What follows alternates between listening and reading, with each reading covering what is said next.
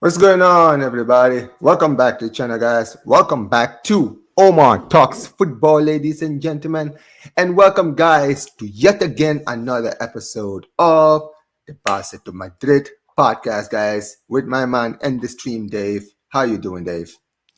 Yeah, all good. Sorry about the delay, people. I'm absolutely flabbergasted with work at the moment. I can't literally manage to anything to save my life at the moment. So, but I'm good. And obviously, we got La Liga returning this weekend.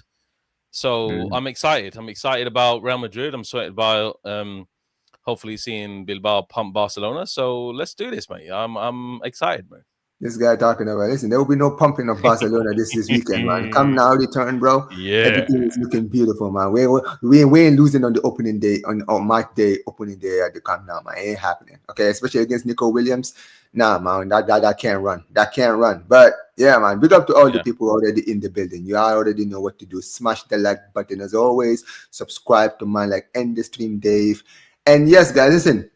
It was not I think we had Madrid Barça podcast last week on your channel, and we only had one. We didn't have the obvious the home game, and we didn't have one on your channel this week. By the way, guys, things are gonna be a lot harder now because man like Dave has his schedule is crazy right now, so we might not see another Madrid Barça in a while, but we should be back maybe 2026. Who knows? Yeah, this will be the last one. This will be the last one until the new year, unfortunately, because I've got work commitments. I'm actually flying to America to do some work, so I've got 3 back-to-back events to do graphics for. So unfortunately, this is the last stream that you'll be seeing point blank from myself appearing on other people's channels. Even the Galacticos is not just Omar's one.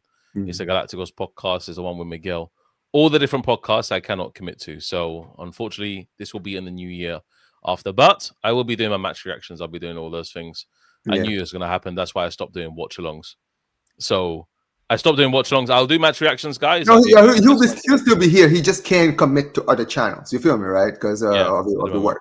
But don't worry, man. Listen, 2026. By the time Dave comes back, we would have already taken him off his perch. We'll be top of the table. And listen, I'll be looking forward to seeing Dave in the first Madrid to Barca podcast, because I'll really be interested to see what this man has to say after we take him off the top of the table. But before we even get into all of that, right, Dave, I want to actually talk about some news that came out an hour ago. And this is a news that I feel like you haven't actually seen this news yet. So I'm actually going to show it to you, right? And this brought a smile to my face, because I'm not going to lie to you, man. I've been calling this guy out for a long time. And basically the thing that he's been accused of, it looks like he's screwing your club over now. Because, man, like our favorite president of all time. It's Javier Tebas, mate, this fraud. Yes. This guy, look at what came out an hour ago. They said it was revealed that confidential information on Real Madrid during the La Liga assembly, there were leaked information, right? This guy was leaking information of Madrid, right? He was Barcelona's leaked finances, which was in the summer, remember, against Bilbao for the Nico Williams deal, right? He leaked our financial statements, which basically made Nico Williams reconsider staying at Bilbao. Basically, he's a repeated offender. And it's not just that, right? Look, there was another one here. They said, when reviewing the case, the TAD will consider that Javier Tebas was already reprimanded in 2024. Another breach of confidentiality, this time against Madrid. You see, this is the thing, Dave, right? For a long time, I've been calling this guy out, because I've been saying that this brother, right, it's not just Barca that he's doing this to. He does this to everybody. He does this to Barca. He does it to Madrid. Everybody is a victim of this, right?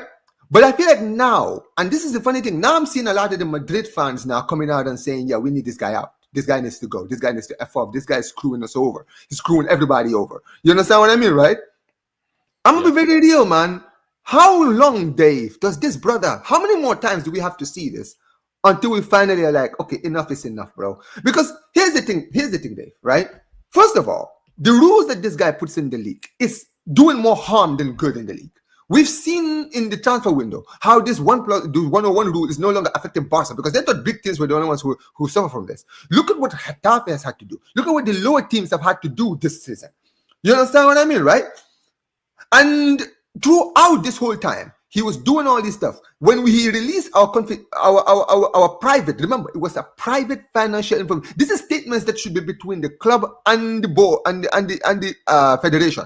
It should not be going to other clubs. Real Madrid can't go to the federation and say, "Ah, we need to see Barcelona's financial information, financial statements." Like, imagine if Barcelona did that. Said, "Okay, we need Real Madrid's." Like, why? Why would you give one of your rivals or one of the other clubs your private financial statements? That's when I knew. I said, brother, this doesn't make any sense. I'm not even someone that knows a lot about finances and stuff like that. But I know this is when something is called private. Basically, that's between the two people that are involved. If I say, Dave, I have a private this, it's not going to be on. I'm not going to put it on camera because it's private. You understand what I mean, right? And now we're seeing now that apparently he did this to Madrid in 2024. And this is the thing. I was one of the people, because a lot of people like to make this a Barca Madrid thing.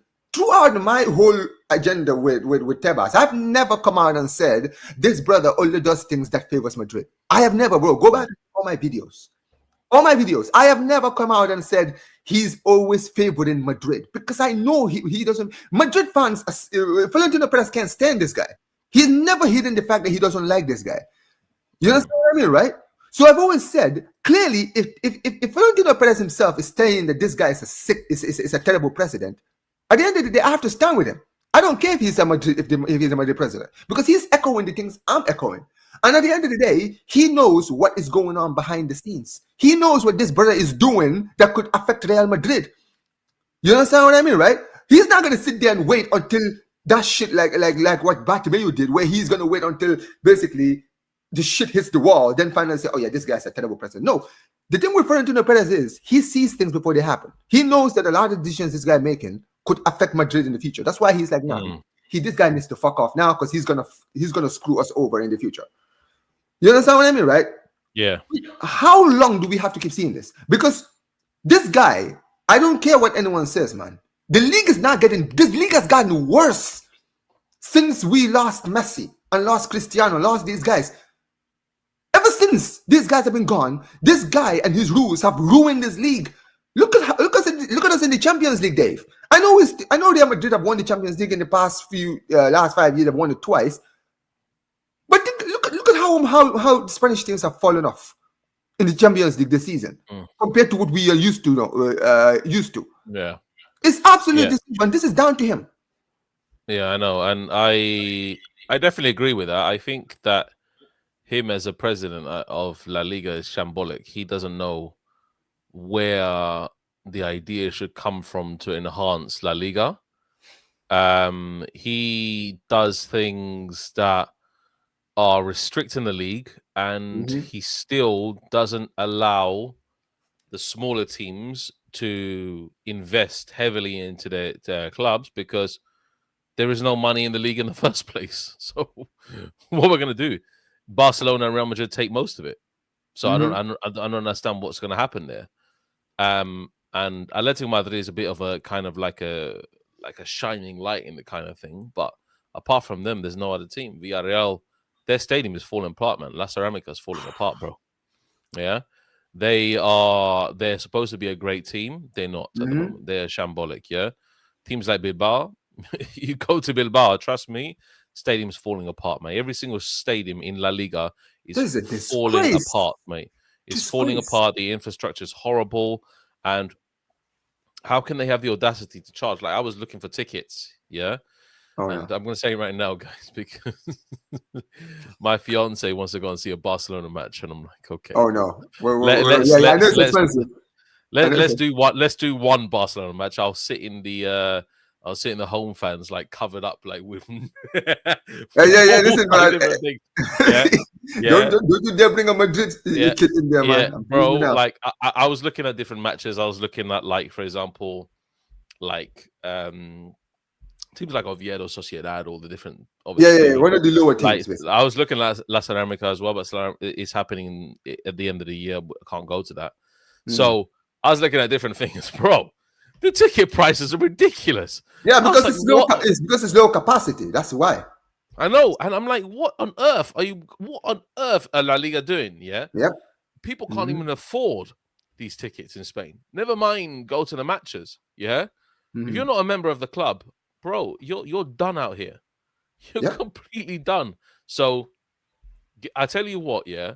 Mhm. Give me all these financial investors. Give me just flippy pump the league with money, yeah? Let's do a Premier League, yeah? Let's get a president in that actually knows what the fuck he's doing, yeah? Yep. That he can invest tons and tons of money into the thing, and then the TV deals can get spread out. But also, Real Madrid and Barcelona, they're Yes. greedy MFers, bro. They are. They don't. I know Real Madrid have bailed clubs out. We know that in the past. We know. In the past, of course. Yeah, but the situation is that they're greedy, bro. They take so much of the TV revenue, but there isn't much TV revenue to share in the first place. It's only literally Premier Sports and like CBS and all these different channels that have the thing, but they don't pay them much money. Premier League is such a great marketed business, yeah, that La Liga can have the potential to do that because La Liga, I tell you what, La Liga are very good at. La Liga's teams, like for example, Betis and Sociedad and all these different, they produce very, very good young talent. Yes, they do. Yes, you see a lot of teams, and Betis, we know that the academy has always been a very good statement in La Liga. We know teams like Bilbao, they only recruit from within the area. We know that. Yep. We know that. Yeah, we know the teams like, for example, I don't know, Valencia, which have a historic situation in La Liga. They are literally like they have but their facilities are shit, man. Yes, they're absolutely trash. So look, they need to invest in this. If they don't invest, you're gonna see Bundesliga leagues like that going much ahead. Yeah, and I know why Bundesliga like asked Mark Goldbridge to do all the watch-alongs. Oops, sorry, my camera went off, guys. I was worried that was me. I know why Bundesliga actually decided to do Mark Goldbridge and do him the watch-along. They want more eyes in the Bundesliga, yeah? Because the Bundesliga, infrastructure-wise, is very, very good. France football, infrastructure-wise, very, very good. But La Liga is falling behind, and it's because of a president that does not want to invest the money into the league. He also takes himself, yeah? And look, in these occasions, you got to have someone like Florentino Perez, yeah, and Laporta just joining up and saying, look, what the fuck are you doing here, you little shit, yeah? Why don't you, actually get some money invested into the thing? Because the whole idea behind the Super League is because Real Madrid and Barcelona, they recuperate a lot of money, we know, but the whole situation behind Super League is because Real Madrid and Barcelona, they don't actually receive much money from TV rights and all that. It's not that much as you think as Premier League clubs. Bro, it's crazy, man, that promoted sides in the Premier League get that much amount of money. They get more money they get as much money as we do when we win trophies. Win the league, yeah. It's crazy, man. It's crazy, man. Promoted sides in the Premier League get more money than La Liga sides winning the flipping league itself. Joke. There's no point. There's no incentive to win the league. There's no incentive. You might as well just play every week and then hope for the best. There's no incentive, brother. Let me tell you something. Yeah, Villarreal, they're a good team in the structure, but in terms of everything around it, is trash, mate. They have nothing at all about them that can win anything at all. And European football, Spain are not winning anything in a very, very long time. Very, very long time. Bro, I don't see it. Sorted out.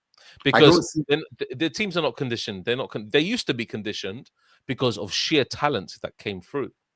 Villarreal has sheer talent. Bilbao had sheer talent. Sevilla.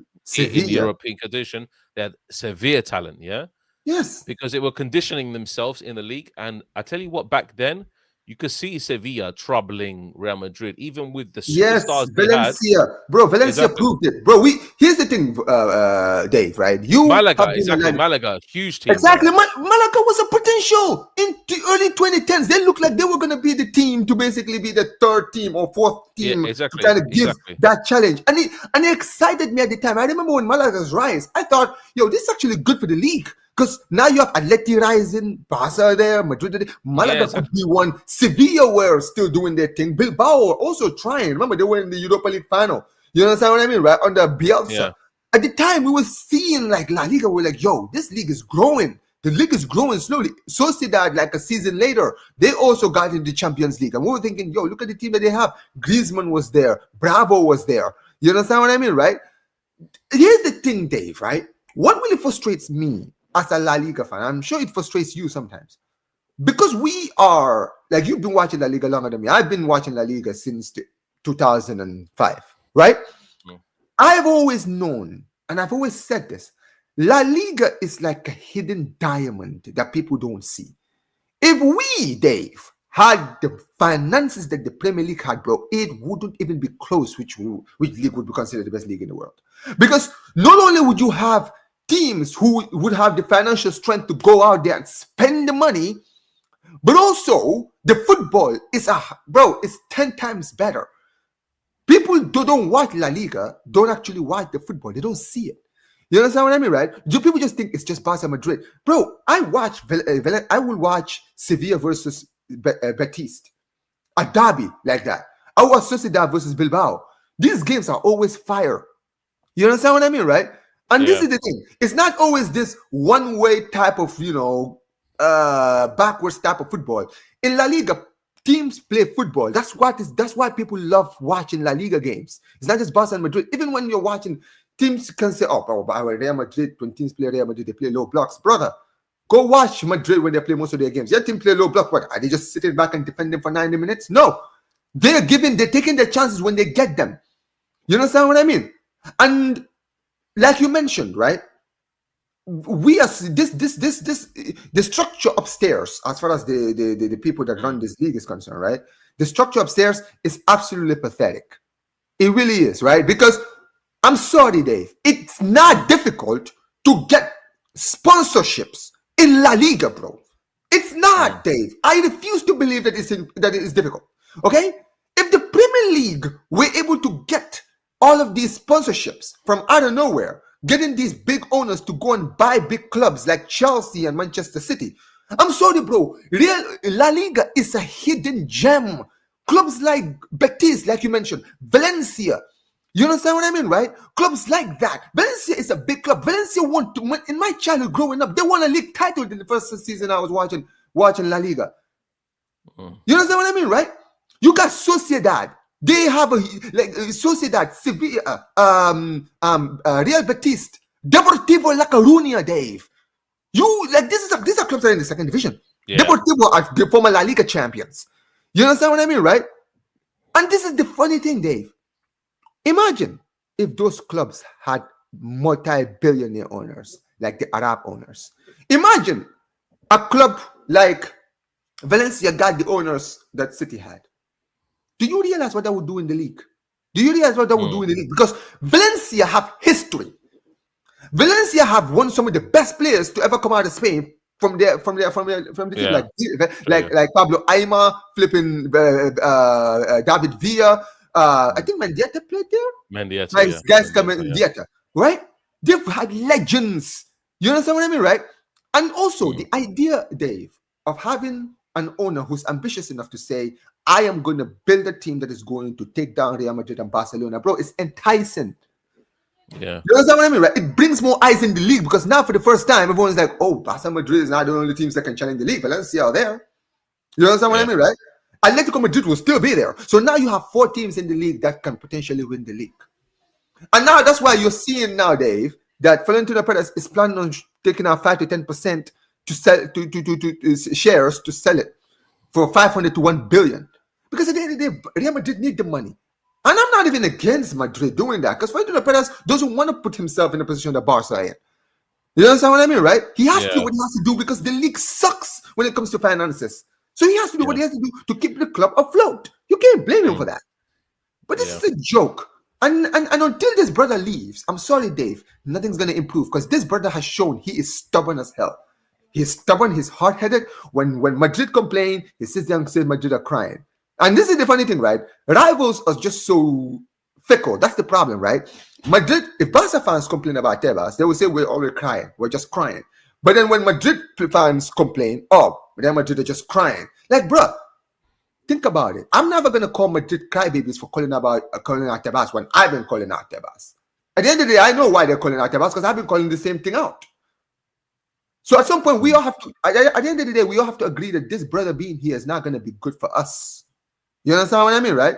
But it is what it is. But listen, let's get into the main news, right? Big up to every single one of you guys. Make sure you guys continue to smash the like button, subscribe to the channel, turn on notifications. But listen, Dave, right? Now that we've gotten over that whole Tebas thing, and I hope, at the end of the day, the lawsuit ends up going well and he fucks off, hopefully.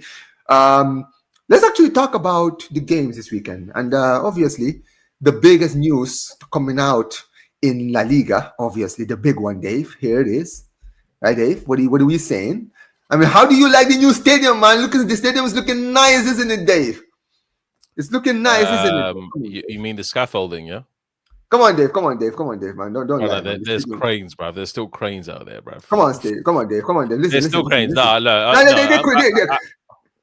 Go ahead. I'm gonna say something. Yeah, I think Barcelona are gonna get a huge motivation. Oh yes, I think they're gonna get a huge motivation to play. Just being back at the Camp Nou.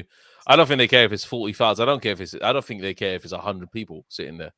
Yeah, it's still the Camp Nou, mate. It's like it's one of the best pitches to play on. I have been to the Camp Nou before for one match. I'm not gonna say when.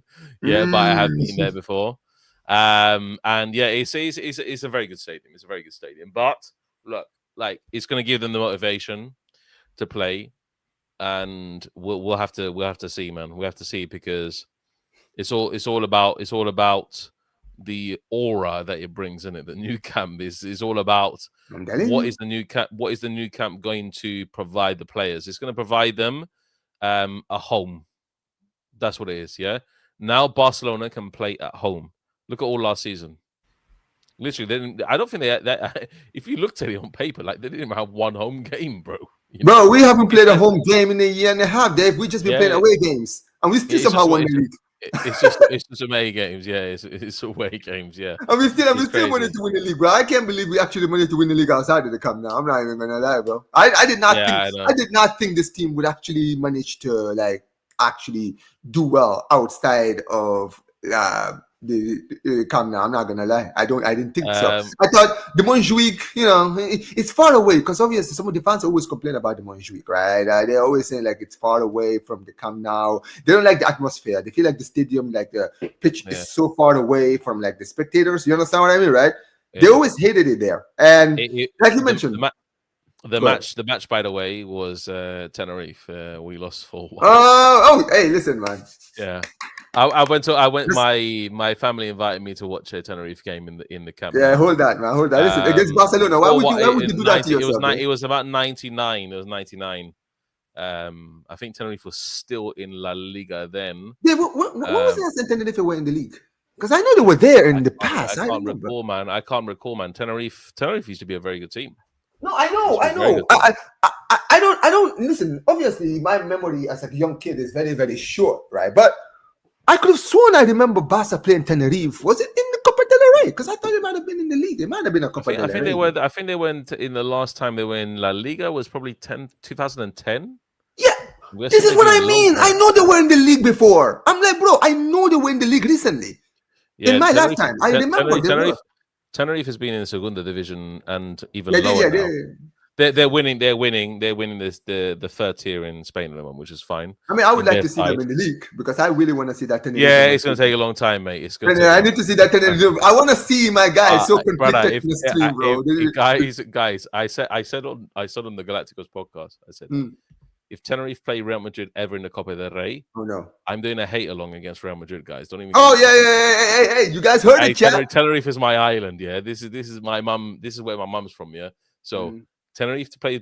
Yeah, that day you're going to be like, come on. Imagine Tenerife will hate along to Real Madrid, bro. Listen, I'm just saying, Dave. Don't do what I wouldn't recommend doing a watch along because if Tenerife scored the first goal, you celebrate, bro. Nobody. I'm 100% doing it. I'm 100% doing a watch along. Oh no, bro, you're losing subscribers. I'm telling you, bro. Brother, if Tenerife score, bro, I am fucking celebrating. Oh my days! Such a small island, bro.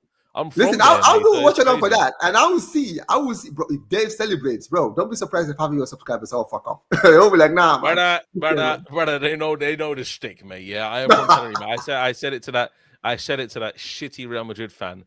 outside the bloody Bernabeu when we got pumped. Yeah, I remember that, bro. My leg say I'm from Tenerife. You, Yeah. I'm not even gonna say the rest of it, but Anyway, no. So I think the Camp Nou is going to be good for obviously morale. Bilbao is a great game. Always a good game between Bilbao and Barcelona. We know that.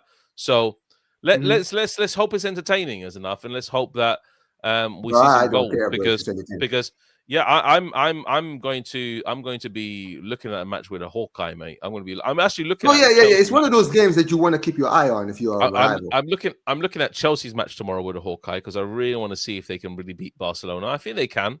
They can. If Esteval is in good form, bro, I think they can definitely. I think he can turn up by himself.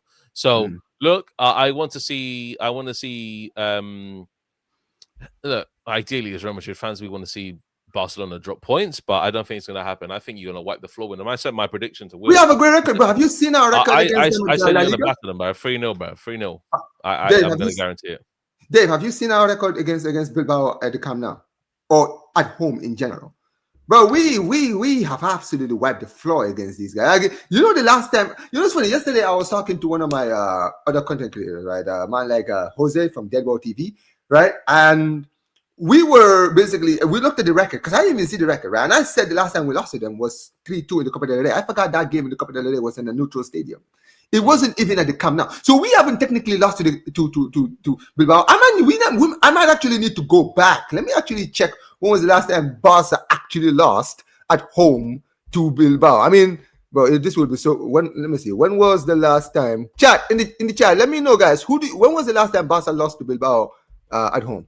When the last time Bilbao beat Barca at the Camp Nou? You just go on Transfer Market. They show you all the Barcelona. Okay, yeah. Bilbao head to head. Yeah. When I looked at the head to head, bro, it went all the way to 2010, and I still didn't see the last time we lost to them. So yeah, I can't. Bilbao record versus Barcelona. The last time you lost, if it opens up, the last time you lost to them, okay. The last time you beat them at. So last time Bilbao beat you at the Nou Camp was it never? Was that what? We need to go. I might be here for a long time, mate. I'm looking. I'm not gonna lie, bro. It's been a while. It's been a long time, bro. We cannot. While, bro. It's been eons. Probably this could go all the way to the 90s if we 90s. Fuck the 90s, but he's going further than 90s, bro. What? Are you serious? I'm looking at it now, mate. It's keeping further. You keep on looking. You keep on talking, mate. Yeah. Anyway, David's kind of the last time we lost to Bilbao, but the point is we haven't lost to Bilbao at the Camp Nou in a long time. And to play this game, and I feel like there's a lot of stories in this game coming into this game, Dave. Obviously, right? A lot of Barca fans personally want to see this game, considering what happened in the summer. You understand what I mean, right? How Bilbao were moving, right? A lot of Barca fans haven't forgiven or forgotten about that. So I feel like this is probably the worst time that Bilbao would want to play Barca because, first of all, Barca have a chip on their shoulder and they're playing at the Camp Nou. So they have 2001, November 2001. Well, to be fair, that season was trash, though. That was the season after Figo left. So, things were absolutely shitty. Here we go. Excuses, bro. No excuses, man. I'm just saying, man. It's a fact, man. Mentally, you guys broke us mentally, man. You guys, do you remember that first El Clasico when Figo came back, bro? You could tell that the fans were broken. Man, like, it was 2-1. Yeah, I just seen it now. Yeah, Jean Gaspar, bro. He came in. The first thing he did when he came in, he found out Figo was going to Real Madrid, bro. I actually felt bad for him, bro. But anyway, Anyway, but still, we have a good record against them. We should beat them. You understand what I mean, right? And I think we will. And also, here's the thing there, right? I think, obviously, if you look at our home record, even at the Montjuic, it wasn't bad. I think we only lost like once last season. No, actually twice, because we did lose against Las Palmas, right, at home, and we also lost to Las Palmas, Levante, and what's his name, Bilbao. Remember, during that run, around this time of the year, last year, when we were losing at home, and you guys capitalized and went top of the table, right? We lost 1-0 to Levante, who were bottom of the table. We lost 2-1 to Las Palmas, and then we lost against Villarreal 3-2. That was the day we won the league. We did the inauguration. But this game against Bilbao, and also this thing with Bilbao, Dave, right? I know Bilbao are very high in the table right now, I think they're like 6th or 7th in the league, right? But if you look at actually their record is actually not that good. It's shit, man. They're They've literally scored the same amount of goals that they conceded. It's that is the absolutely point. atrocious, mate. No, it's been atrocious, and they're so unpredictable. Like even at home, like if you look at their home record, you look at the games where you're thinking, okay, like they should win this game, they should batter this team, and then they draw or they lose. Or when you're saying, all right, they're gonna draw this game, they end up winning. They're so inconsistent. Yeah. And that's what I feel like is a problem. And also, when you think about it, Dave, and this is the biggest thing about this game, Dave. Look at the players who are returning. I feel like that's the biggest thing coming out of this game, out of everything else, right? The biggest news that has come out, obviously, is Jean Garcia is back. Rafinha is back. Pedri is going to... They're saying Pedri could be back, but I don't think Pedri will be back in this game. I think it's more likely that he'll be back in the Chelsea game. You understand what I mean, right? I don't think he will start against Chelsea. I don't think he's going to play at all tomorrow, right? Even if he is guaranteed play, I don't think Flick would risk it, right? So... But the point is this, Dave. We were talking about this a few weeks ago, like the week before the international break, the last Madrid Barça podcast we made. And we were looking at the run. And I was telling you, Dave, right? All of the players that are returning could change everything. Because so far this season, Dave, we have not played one game this season where we've had all our best. I think until the opening day of the season when we played Mallorca, right, Dave? We did not have our whole squad of players fit. That's true. This is probably the first time. This is the first time this season where we're actually going to have our key players playing this season, and I want to see what difference that makes in this team. Because it was easy for people to just be like, injuries. Okay, so now we got the players returning. Is things going to change now? You understand what I mean, right? Yeah. And I'm interested to see. Obviously, I'm going to be confident and say we're going to win and we're going to dominate, but I feel like having these players return this early, Dave, it's the best news that the Barca fans could hear. Because if you look at the gauntlet that's coming up, we talked about it last week on your channel, right? We have Betis, Villarreal, Atletico Madrid, and Bilbao coming tomorrow. Betis is coming. Villarreal is coming. Atletico Madrid is coming. And, bro, there's too many good games coming up. Tough games coming up. Yeah, you understand what I mean, right? I know. I know. And, I think what's it called? I think Marcus Rashford left, isn't it? Training today. Yeah, they say he left early. I don't know what's going on with that. I don't know. Maybe he had to do something. But look, I'm looking at the lineup tomorrow. Probably expecting Jean Garcia, Eric Garcia right back, Araujo, Kabasi, Balde. Probably Casado, Olmo, Lopez is going to play. Okay, yeah. For me, I think will start tomorrow. I don't think you know what, Dave? I talked about this also yesterday. Let me ask you your thoughts on this. Do you think? I know Rafinha is back, but I think that Rafinha will probably not start in the next 2 games. I can see him coming back potentially in the game, unless Rashford is injured. And even if Rashford is injured, I think Ferran Torres will start over. Rafinha's not coming back. No, not yet. He needs. I think don't rush him back. I think Atletico Madrid will probably be the first time we see against Chelsea. It'd be good to come back, but he needs to condition himself. He's been away for such a long period of time. He needs to condition himself. I don't think he should come back against Chelsea either. To be honest, I mean, I don't think he will start in any of those games if Rashford is not injured or it's not a serious injury and he'll be back. I can see Rafinha potentially start coming off the bench in the next 2 games. I can see him coming off the bench tomorrow. Potentially, you understand what I mean? Right? I can see him coming off the bench potentially against Chelsea, and if he plays well in those 2 games, right, or he shows a lot of quick improvements for match fitness, I can see him starting in the game. Yeah. You understand what I mean, right? Yeah. So, and also here's the thing: with all the players returning, Dave, there's so many ways that Flick can just freestyle with this team. You understand what I mean, right? There's so many free, like he can just be, all right, Ferran Torres, you start this game, Rashford is here, we are all these guys here. You understand what I mean, right? Take your time. You don't have to rush the players who are coming back from injury. Even Pedri, don't risk Pedri. If Pedri is not 100%, don't risk him. Because if we lose him, if we end up losing him, that's going to be catastrophic for our season. So take your time with him, right? And just do your thing, right? And as far as tomorrow's game is concerned, I think Lopez will start tomorrow. I think both Lopez and Obo will start, Dave. I think both will start because we started both of them in the Vigo game, right? I think both of them will start. I think Omo will probably play deeper alongside Casado because Frankie de Jong is suspended in this game. You understand what I mean, right? So I think that's what he's going to play. If Rashford is injured, I think Ferran Torres will start alongside Yamal in this game, and Lewandowski will be the number 9. Because Lewandowski has really been playing well since, like, that Vigo game, even in the international break for Poland, he did well. You understand what I mean, right? Yeah. Defensively, Christensen is back, but dude, I've been hearing so many stuff about Christensen. It's crazy. Apparently, I've heard recently that apparently Christensen, the reason why him and Flick might have fallen out is because last season during the Inter game, he wanted him to start, and my guy refused. Yeah, apparently that's why Flick doesn't back count on him anymore. Now that doesn't make sense to me, because if that was the case, then he would have just forced him out in the summer. You understand what I mean, right? He wouldn't have even. Yeah, but do you know? I think, just going back to the game, I think like, you need to be worried about Athletic Bilbao's counter-attacking opportunities. No, Highline. Thank you for reminding me. They're a quick team, mate.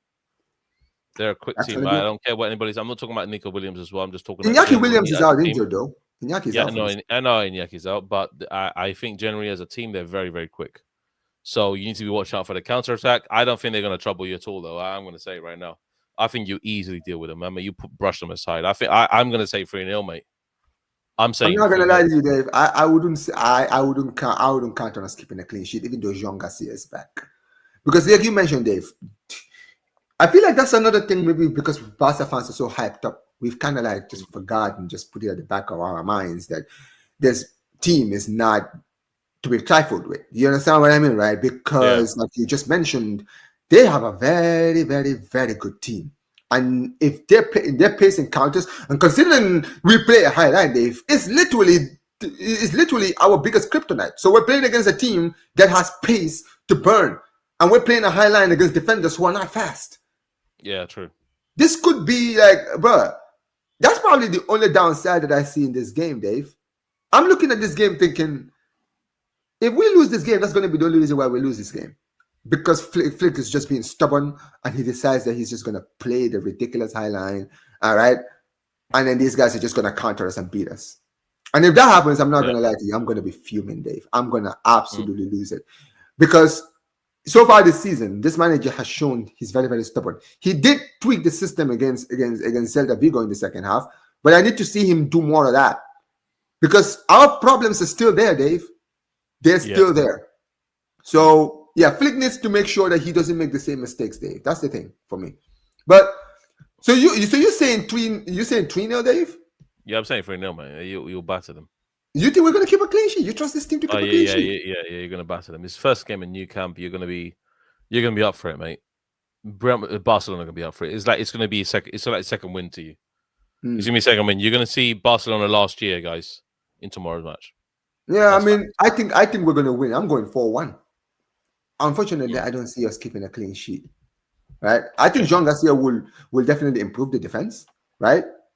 Yeah. But dude, our defense is so trash, man. I don't trust this defense to do shit. No, the way you play this against Celta Vigo, mate. If you replicate that, they won't score. They won't even have I mean, hopefully we do. I pray to God we do, Dave. I would love to be proven wrong, because I just want to keep a clean sheet. You understand what I mean, right? So yeah, it is what it is.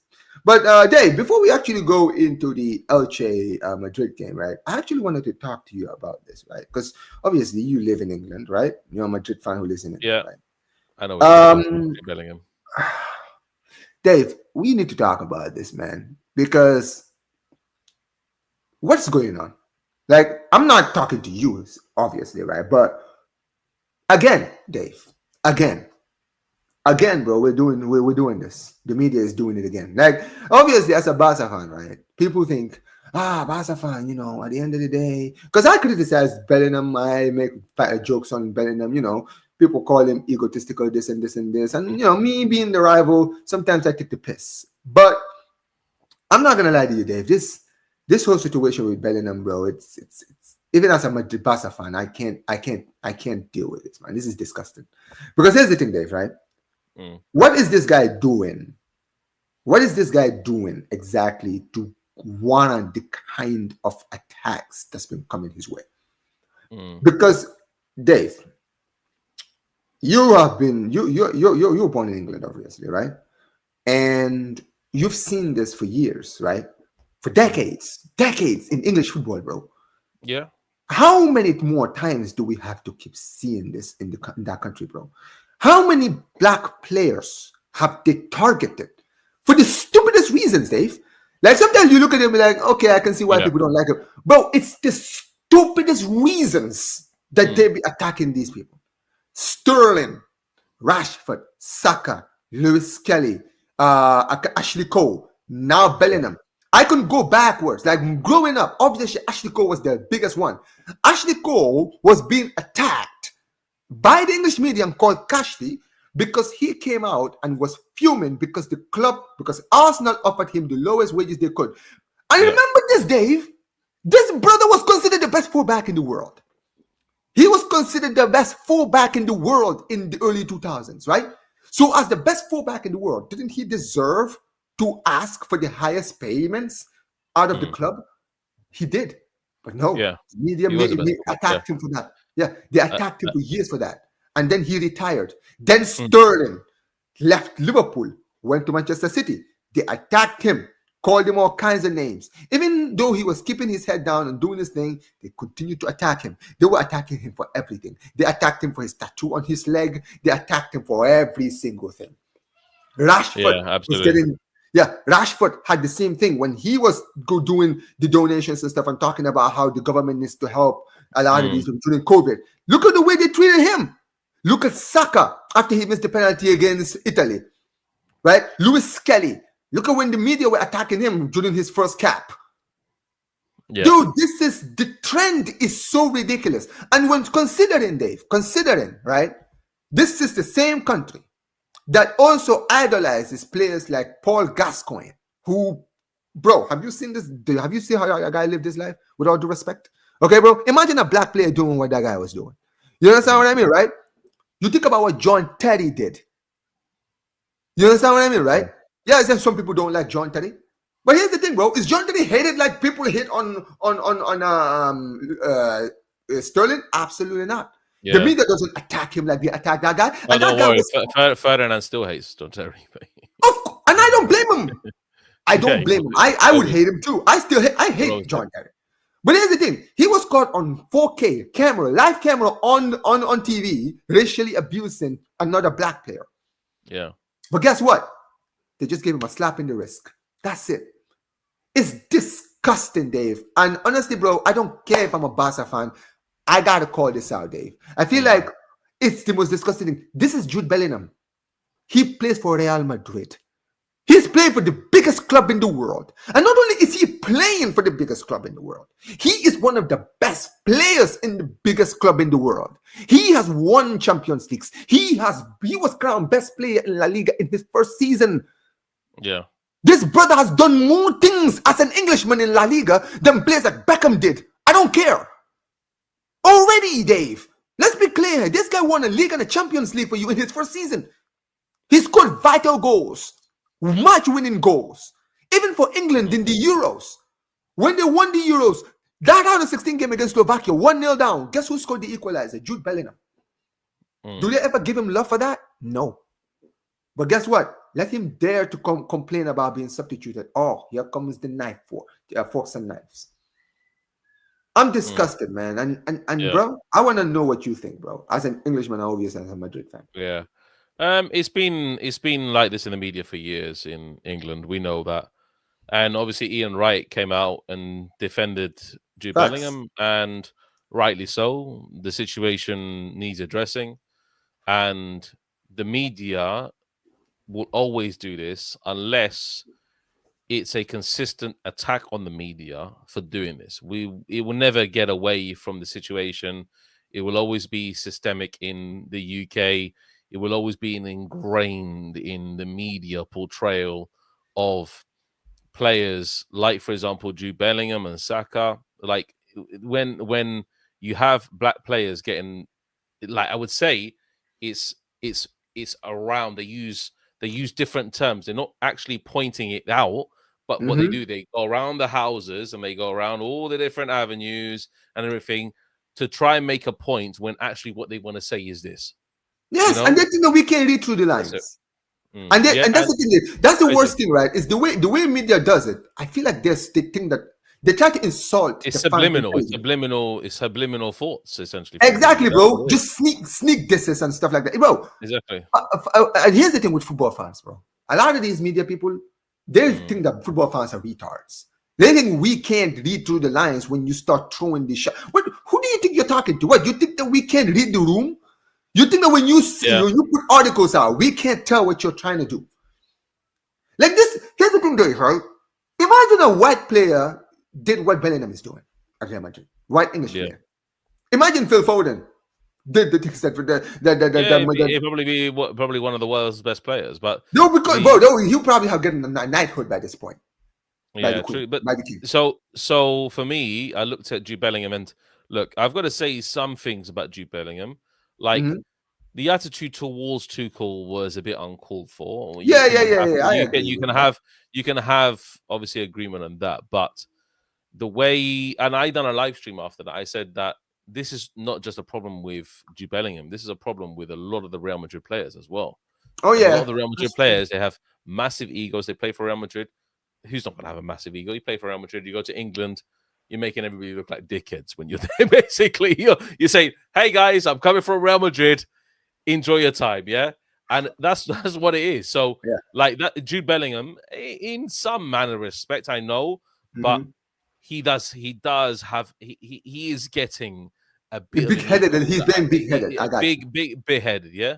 But the media portray in such they write news articles upon news articles upon news articles, and that's what really frustrates me. Yeah, it's because I said this to Will on the Galacticos podcast.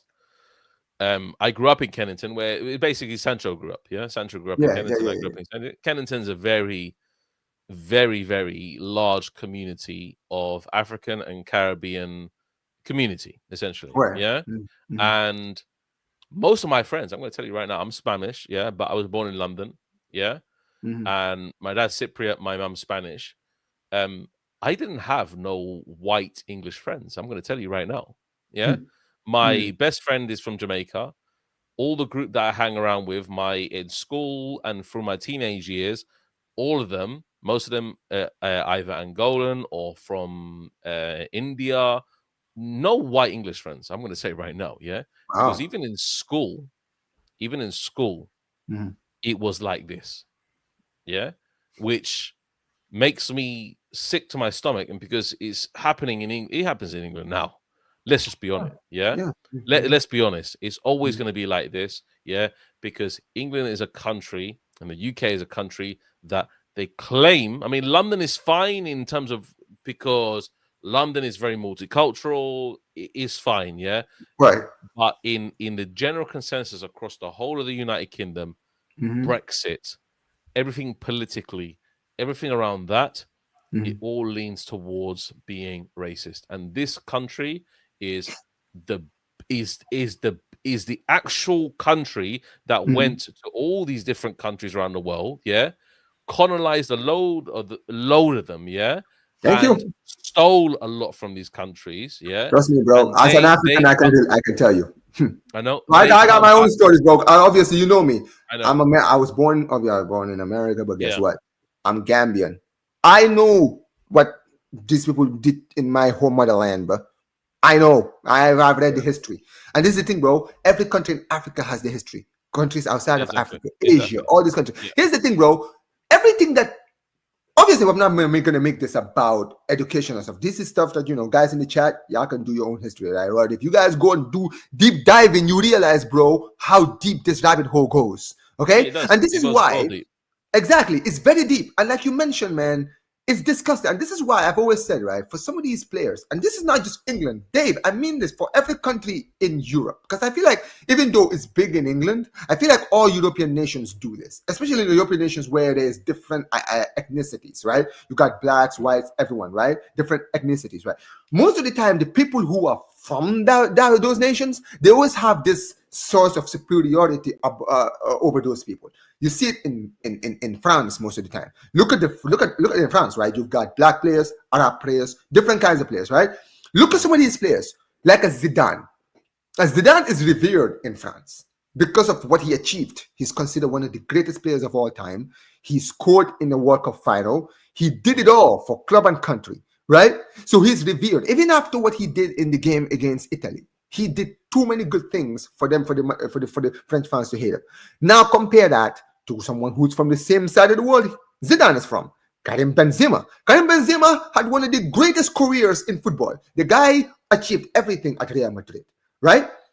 But look at his time with France, bro. And this is not just because of the whole controversy in the early 2010s, right?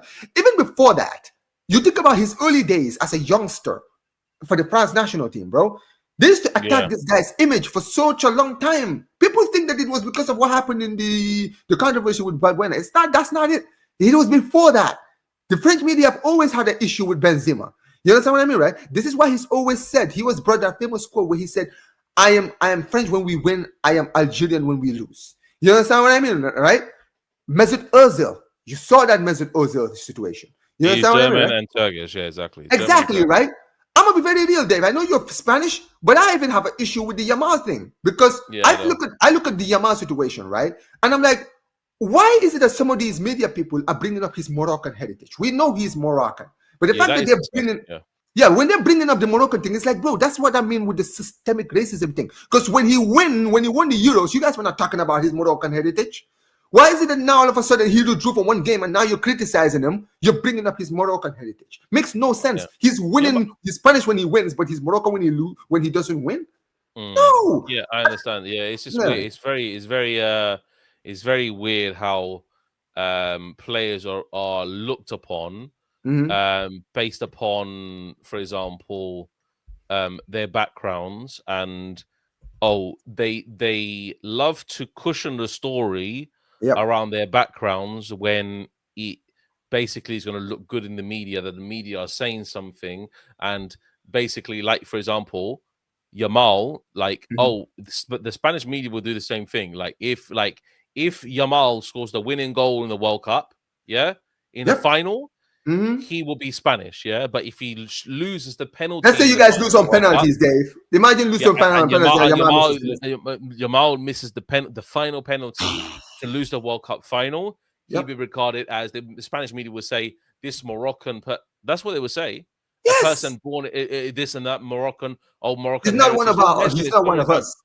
The news. And remember the Ozil thing. Yeah, and remember the Ozil thing. Ozil won a World Cup. Dave, remember Ozil before it all crashed down in 2018? This guy was, when he played for Madrid, he was considered Germany's best player by far.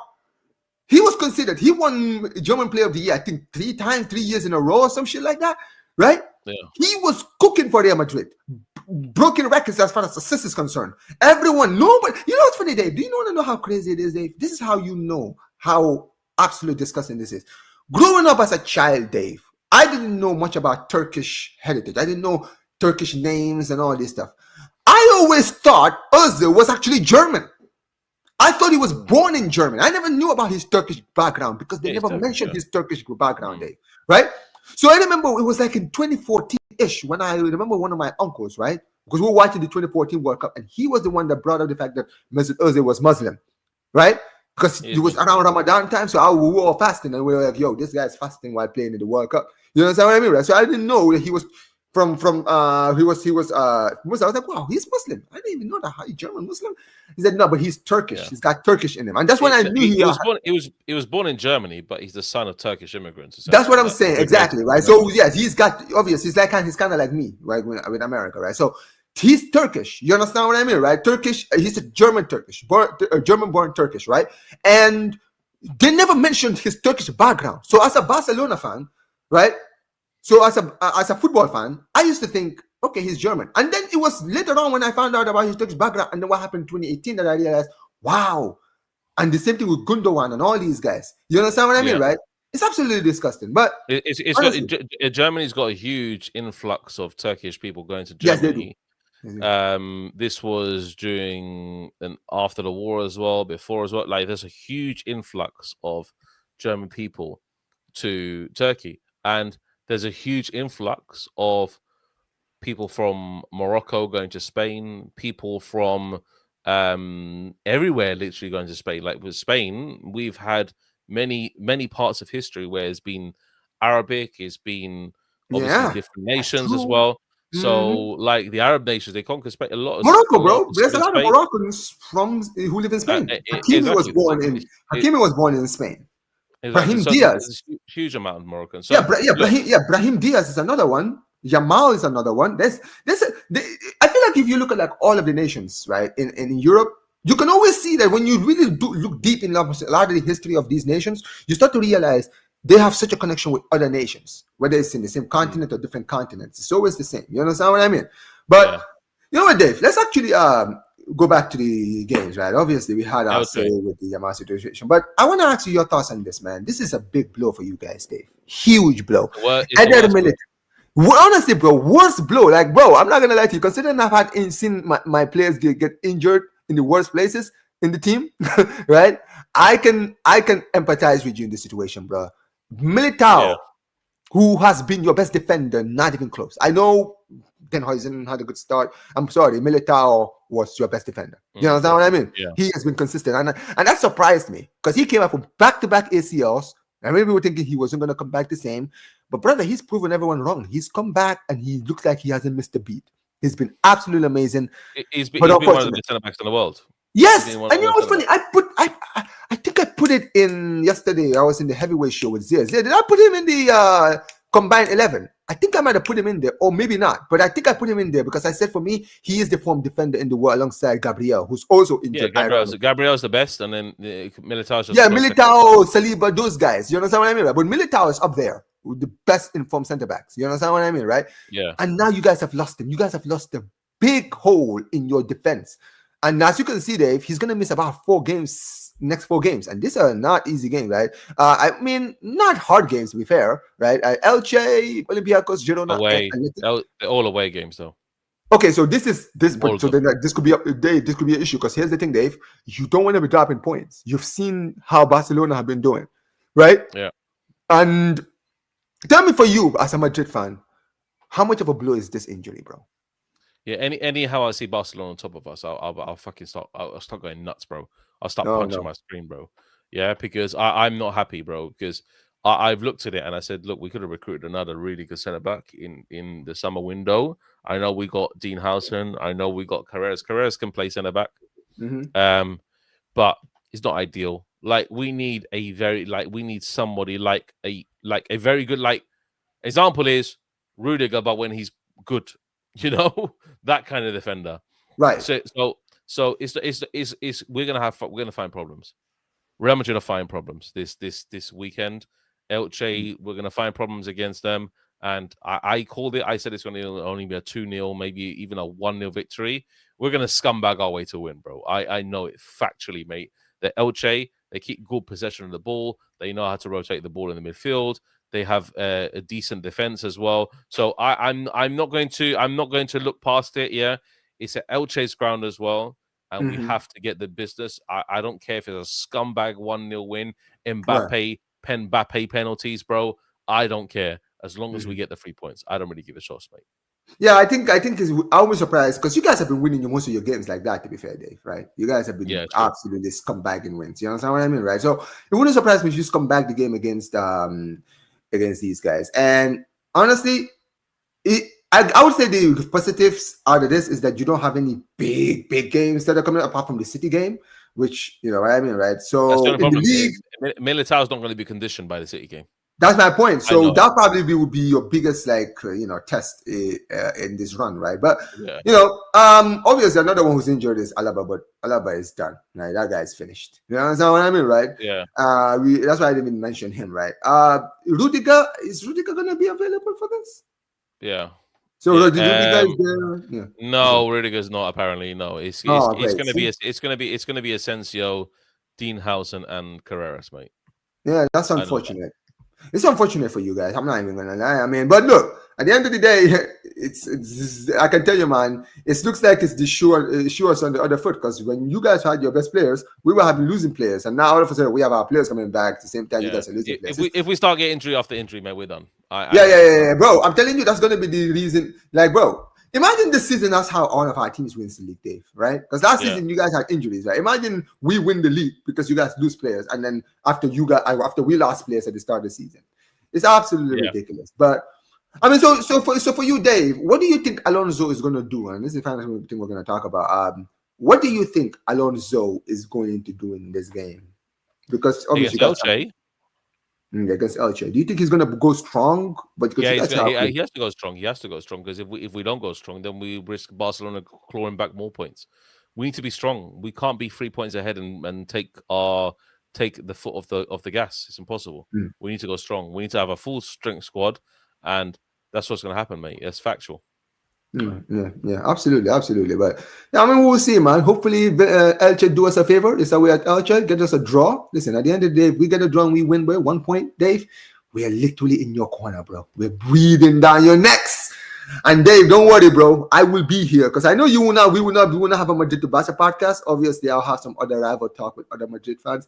But I'm telling you now, bro, this might be really good or really bad by the next time the next Madrid to Barca podcast comes around. Absolutely, man. We'll see. You could either be over the moon because we somehow, the table, the league is a little bit clear, or I might have gained ground and then I'll be cooking you in the first Madrid to Barca podcast. But yeah, we'll see, bro. We'll see. But yeah, we'll see, man. Listen, big up to every single one of you guys who've been here. You guys have been absolutely amazing, guys.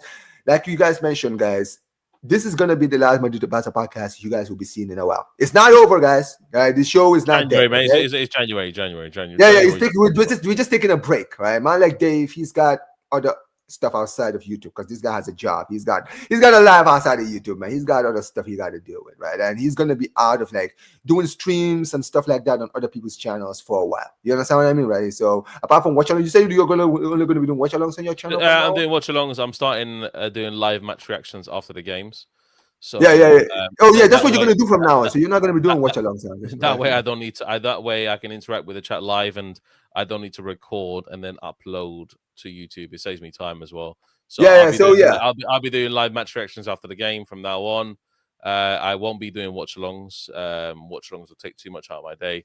But I will be doing my emergency streams every now and then, including one today, probably like 10:30 or something after I do. Yeah. Make sure you guys go check out Dave's channel, guys. Make sure you guys subscribe to his channel.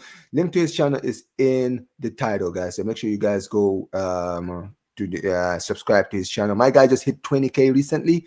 He's out here rising, man. Listen, some of us can't even get to 10K, man. So yeah, it is what it is. You will man. get there. Don't worry, mate. Man, listen, I pray, bro. Listen, I'm telling you, Dave, if I get to 10K, bro, I will be over the moon, bro. Because at the end of the day, you know what it is, Dave? Sometimes, I feel like sometimes there's a little bit of luck, but also a lot of stuff that comes into it. I mean, hard work, obviously, is important, right? And I try to do my best. But, at the end of the day, man, still trying to get to 5K. I'm hoping to get to 5K by the end of the year. You guys can help me with that. Make sure you guys subscribe, guys, and get me to 5K. We're literally like 100 subscribers away from 5K. You understand what I mean, right? So we are not far away, bro. So you guys, man, do your thing. Smash the like button, subscribe to the channel, guys. Big up to all the people in here. Big up to man end the stream, Dave, man. And till next time, guys. Fiscal Barça. Peace out, mate.